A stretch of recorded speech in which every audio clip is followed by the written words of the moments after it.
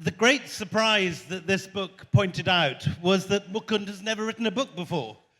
As one of India's best known and most respected journalists, I kind of assumed that there were novels in bottom drawers and so on, but he has come out of the closet with a large bang with this wonderful, wonderful book, which is as fluent and gripping a work of narrative history as I have read for many years. It's a huge triumph. So please, first of all, a big round of applause for Mukund's great debut. Mukund has done what every non-fiction reader and writer longs to do, which is to find a new story which somehow everyone forgot to write. This is a very important tale set in the early days of World War II, and was a story that I'm ashamed to say I knew absolutely nothing about before picking this book up. I knew vaguely about bombs dropping on Vizag, and that was about the limit to my knowledge of what was going on in South India during World War II. I think the best way to start this is probably just to get Mukund to outline the plot and the facts of the case, and then we'll go into the analysis.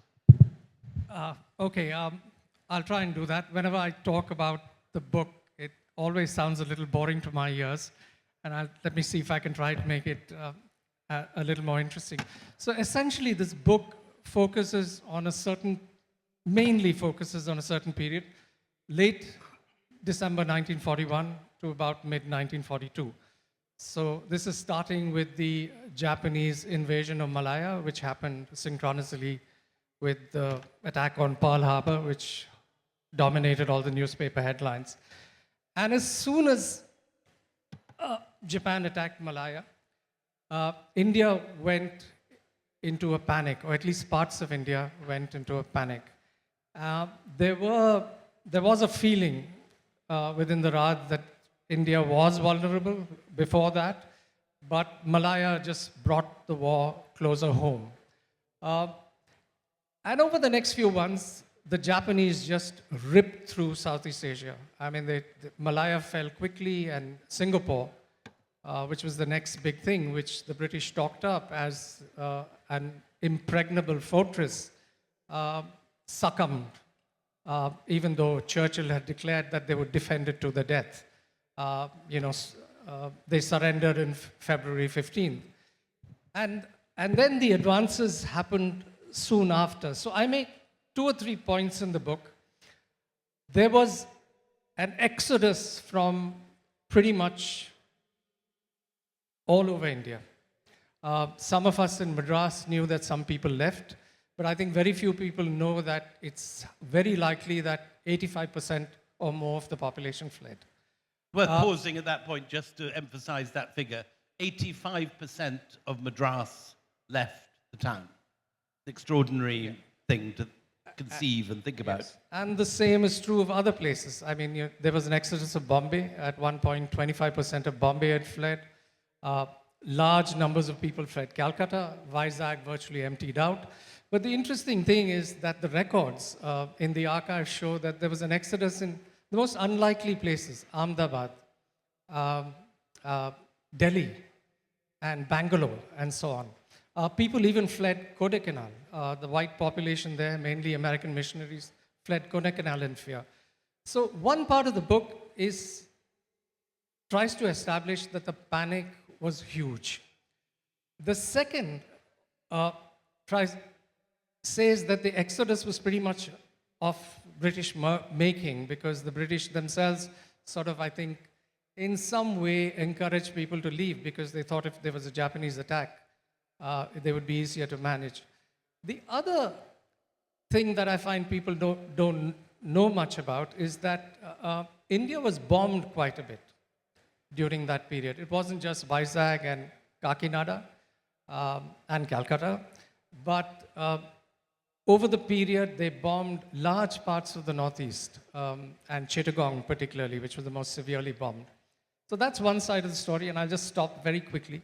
The second point I'm trying to make is that our historians have looked at this period principally through 2 lenses. There's a sort of nationalist lens, which uh, where the focus is entirely on the big event of 1942, which is the Quit India movement.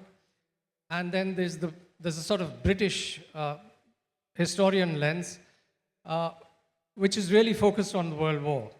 So Japan kind of gets squeezed out. So this period, I'm trying to suggest, if not a hidden history, is at least a history that's not been fully told. And that the events of this time actually had an impact on the nationalist movement. So that's the second kind of claim that's being made on the book. I hope that gives you some idea of...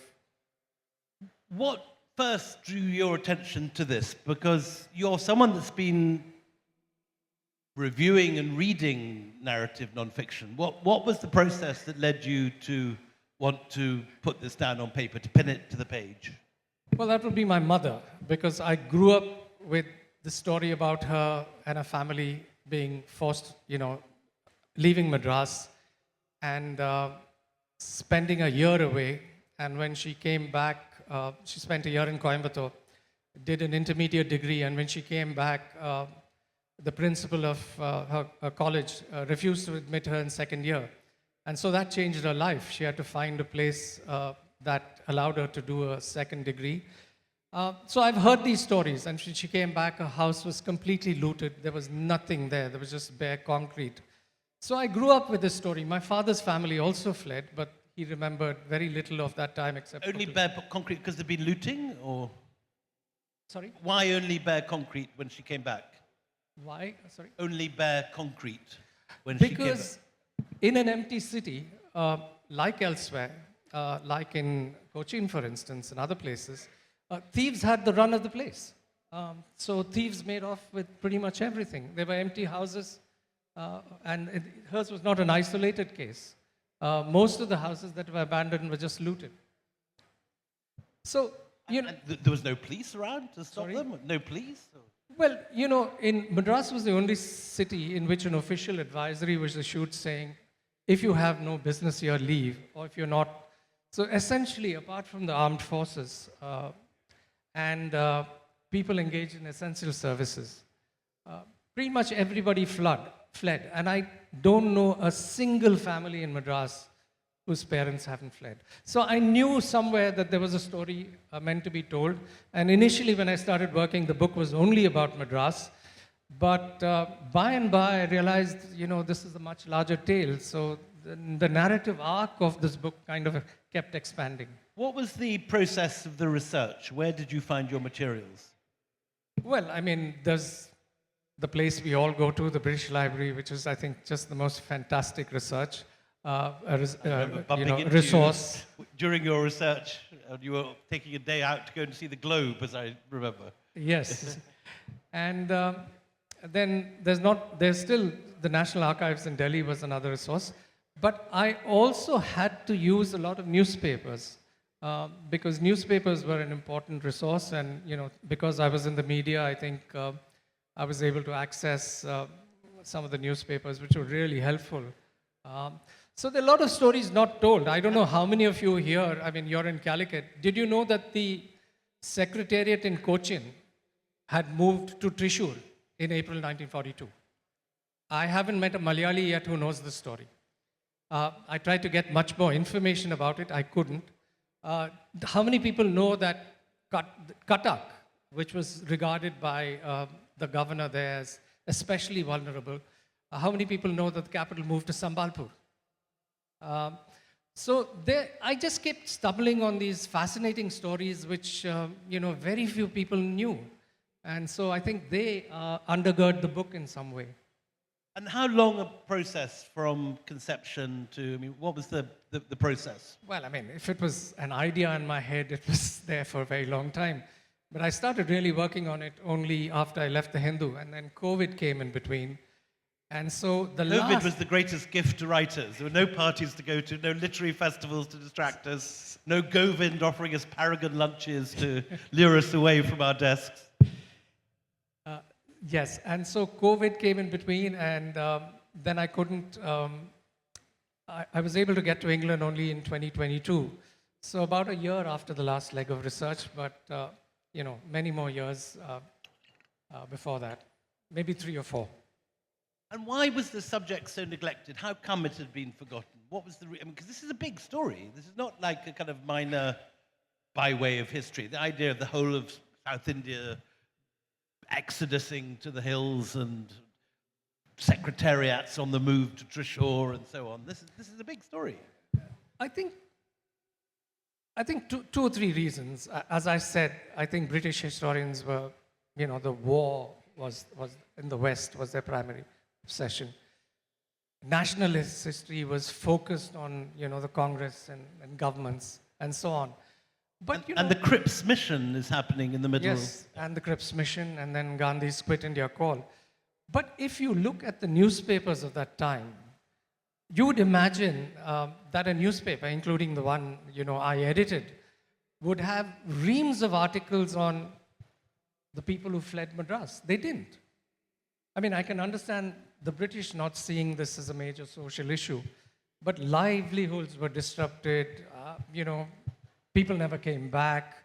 And the zoo, you must tell them about the zoo. Even our national newspapers didn't make much of it. Yes, and yes, that's another story in the book where they feared that Japanese bombs would drop in Madras Zoo, which was then located very close to the railway station and the Corporation of Madras. And so they sent in the Malabar police to shoot all the dangerous animals dead. So the lions and the panthers and the snakes and all dangerous and venomous animals were killed. And there was some resistance to this. Well, I think the Corporation Commissioner, Pulla Reddy, thought it was unnecessary, but he couldn't stop it because the orders from the bosses were clear, kill all the animals. And how far was this nonsense? How far was this panic? And how far was this a realistic response to a very real threat? I mean, I know this best through the pages of Amitav Ghosh and the Glass Palace, where you have that extraordinary description of the Japanese advancing with their bicycles through the jungle of Malaya and all these different lives being extinguished and whole worlds disappearing overnight.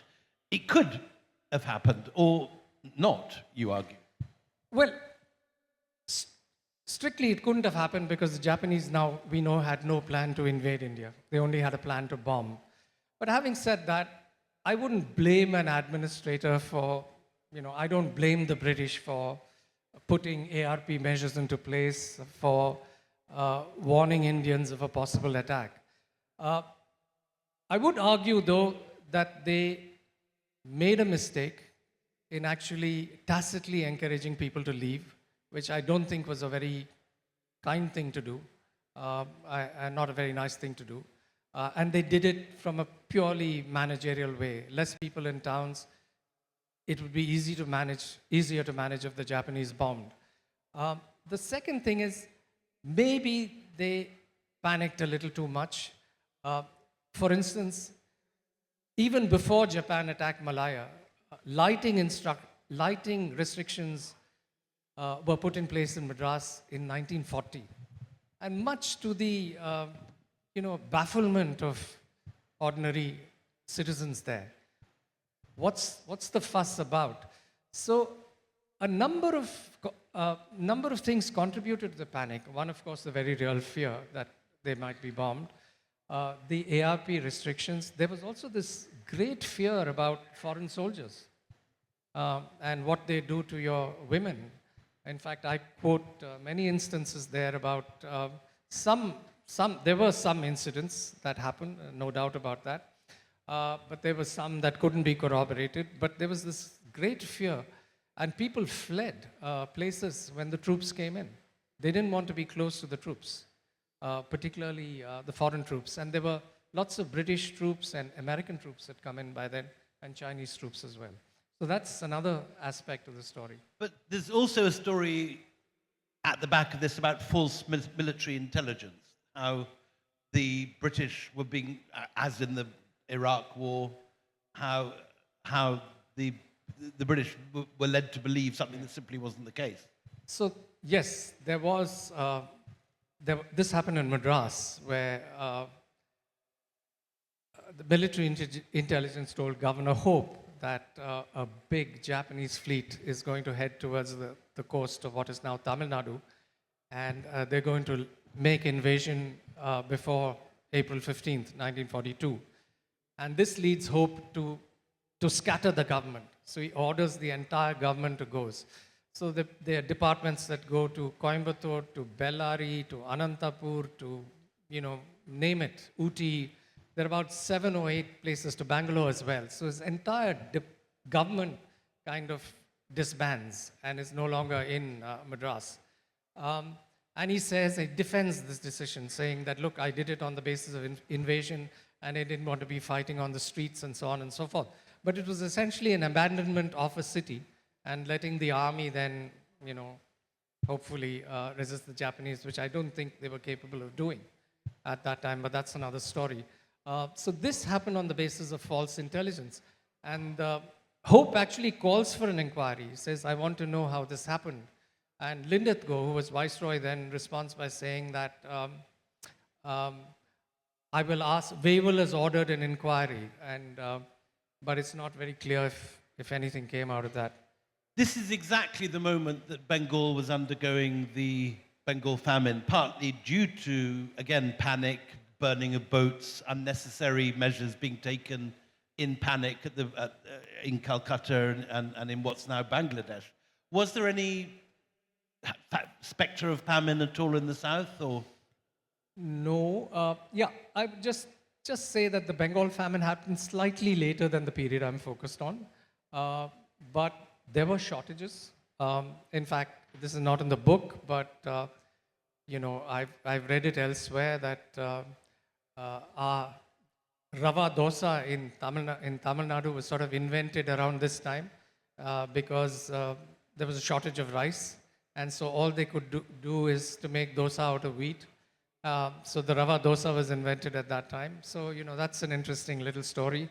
So your legacy of this should be the conclusion of the book.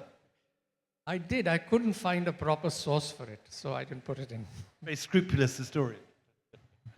Though it's in some of the serious books, so yeah, even so. And what do you think in the final analysis, what was the effect of this? I mean, did people die? There was obviously a lot of looting. Did the panic ever reach such point that people were trampled underfoot at the railway station or anything, or just something that it came and then it went? Yes, I think they came and they left pretty much, but I think lives changed. Some people never came back. Some people left maybe for a few weeks and came back. So we don't really know the pattern.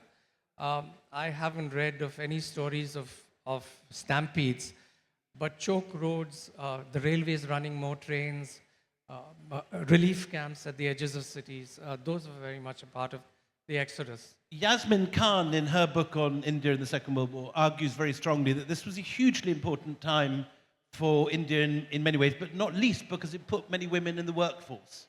That this was the first time that Indian women were going out to work and with their men away at war and so on, that it had major social transformation at this time. This was, in fact, a period when, in many ways, modern India is born. Yes, and I think the British also did try to engage women in ARP activities, air raid precautions activities. And there are many stories of how, particularly in cities like Bombay, Parsi women were sort of commandeered or persuaded to be at the forefront of these activities. So there was that as well. And there's this series of stunning photographs of Parsi women, engaged in such activities, carrying stretchers, climbing off, buildings and so on. So there was that as well. So the great pleasure of this book is not only the story itself, but the writing. It's a beautifully written, witty, stylish, gorgeously realized book, and I urge everyone to go and buy a copy. It is very, very easy, quick reading, but it is a wonderful, wonderful account of a completely forgotten chapter which affected this country in remarkable ways. So please, a last big round of applause. I think we've probably got time after that for 2 short questions. Yeah. So may I just say one thing? I've spent more than the last decade reading William serially and interviewing him and admiring his work. So I'm really touched that you could have all of this to say about this book. The other thing I just want to say very briefly is that it's just wonderful that this is the first book event because I grew up as a young boy in Calicut. These were the sands I made sandcastles in. And I think I can think of no better place in India or anywhere else to have a book. So thank you to Ravi and to Govind and everyone else for inviting me here. Thank you very much. We've run out of time, but we have got time for just two brief questions. One at the back. At the back.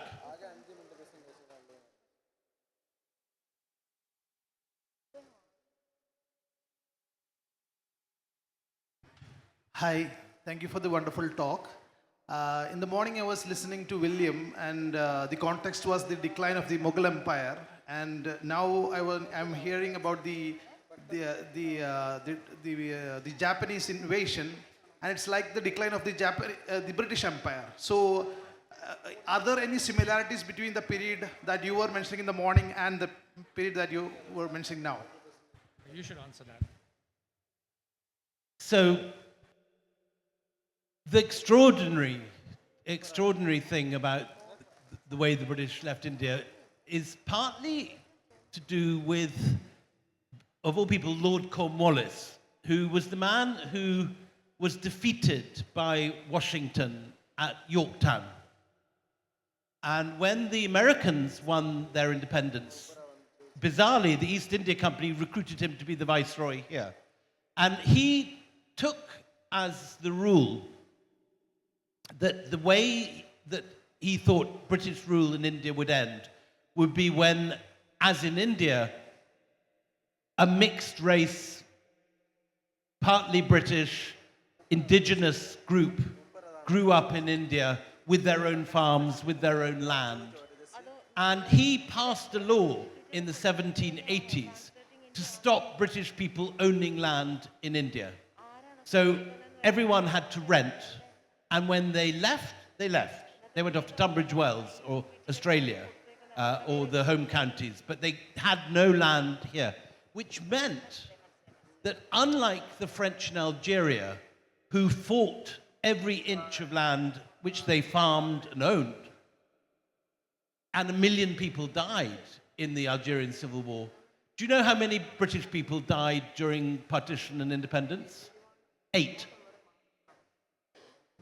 And it's one of the great weird surprises of British rule that after 250 years of looting and pillage, the British left with 1 million people died in partition, but they weren't the British. They were Bengalis and Punjabis. And Mountbatten, for all that he failed in many, many ways, got the British out of India without a shot being fired, which was not a given at any point. If you think of 1857, it could have ended in a complete Holocaust and bloodbath. It did end in a Holocaust, but it wasn't the British. So the big surprise, I think, was that it was the British left without a shot being fired. Unlike most empires. If you think of the great empires of history, there are almost always fighting retreats. It just didn't happen here. And 1947 is a very odd thing. That image of the Brits marching out through the gateway of India onto the troop ships and fireworks going off is not the way most empires end. Absolutely. Any other one? Hello, sir. This is a question regarding the 1942 period as well as the intermediate period, 1942 to 1947. How much of a dent did this exodus cause in the Indian social as well as demographic fabric? And where were these people running to? That you said the exodus happened. Where were they flooding to? Well, the exodus took 2 or 3 forms. There's one set of people ran away from cities and smaller towns on the coast. So you have Calcutta, Madras, of course, you have Visakhapatnam, you have Cuttack, but from villages along Puri, because, the Japanese did send one fleet into the Bay of Bengal around the same time that Nagumo, who was the hero of Pearl Harbor, was bombing Colombo and Trincomalee. And that fleet took out a lot of merchant vessels, international merchant vessels in the Bay of Bengal. And around that time, there was a panic in Orissa, and people fled from the Orissa coast. And we know that people fled from the Tamil Nadu coast. So all over that eastern seaboard, there was an exodus. But the exodus also happened from the western seaboard. It happened, for instance, from Cochin. I don't know what happened in Calicut. I couldn't find any material relating to it. It happened in Bombay. It happened from Ahmedabad. We know there are British records saying people have left Ahmedabad. From Delhi. Ironically, a lot from Jamshedpur, where Tisco had its steel plant. And people, since Tisco was the largest steel maker in Asia, in the British Empire, in Asia, people felt that that would be a right target of attack. So people left there. So that's one sort of pattern that the Exodus took in a way. Where they went to the interiors. But if they had homes, rather like this post-COVID, the COVID exodus that we had, people left to their native places. So if they had a home somewhere else, they went there. So that, I think, were the two broad things. And generally, it was women and children who were sent first. And the men left much later. You go to safety first. I'll work as long as I can and follow you later. And that pattern is pretty much everywhere. Madras, Calcutta, Bombay, everywhere it was the women and children and the business class from different places. So in Calcutta, the Marwadis left first. The Banyas left in certain places, in Madras as well. So it was, the exodus took on a very, very similar pattern in cities.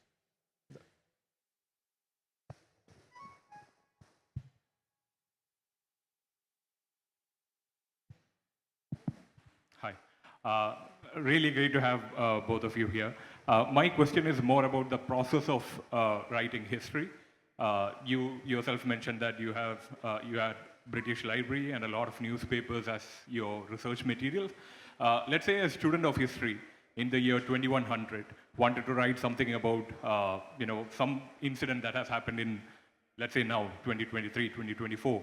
Do you think that the research material that student of history would be as credible as what you have got right now at this moment in time? And how would that affect the process of writing history? Would it radically change the history in terms of what has actually happened versus what is just being propagated in the corporate controlled media? How would that affect the process? Good question. I think both of us should answer that, and I'll answer it briefly. I think he's better placed to answer it. I'd only say this. A lot of this history owes to British sources.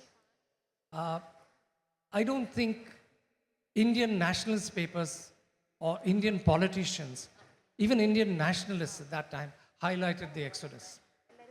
This is something that had to be virtually ferreted out from here and there. There's just, a newspaper clipping, a single column. These are the kind of information, this is the kind of information I had at my disposal. There were no long features on an empty Madras. I looked for photographs of an empty Madras and I couldn't find any. So, credible, I think there were, because I don't think there was, this is not a political book in that sense. And I think the English left records. They said some pretty, by today's standards, pretty cynical and cold things. Linlithgow is on record saying, I want the useless mouths to leave the cities, but I want people engaged in war production to stay. By today's standards, that seems odd, but this is the kind of exchange they were having during that time. So, I think this history, I think the facts here are true. I don't think I've made anything up. But to your question, whether somebody looking 100 years from now, how would he see this? I think he'd have a greater variety of sources, and he'd have to sift between the ones that are true. There's so much fake news. It's a damn good question. I haven't thought about it before, but I imagine there would be a lot more sifting that has to be done. William. I think there's going to be a real problem for historians in the future. If you think of, I don't know whether you've been following latest shenanigans with Boris Johnson and the COVID inquiry in Britain, but the ease with which, mysteriously, Boris's WhatsApp messages disappeared, as mysteriously did Rishi's. They just suddenly wiped themselves. And I think the other issue is the changing technology. If you think of think of your old mobile phones with all those messages on.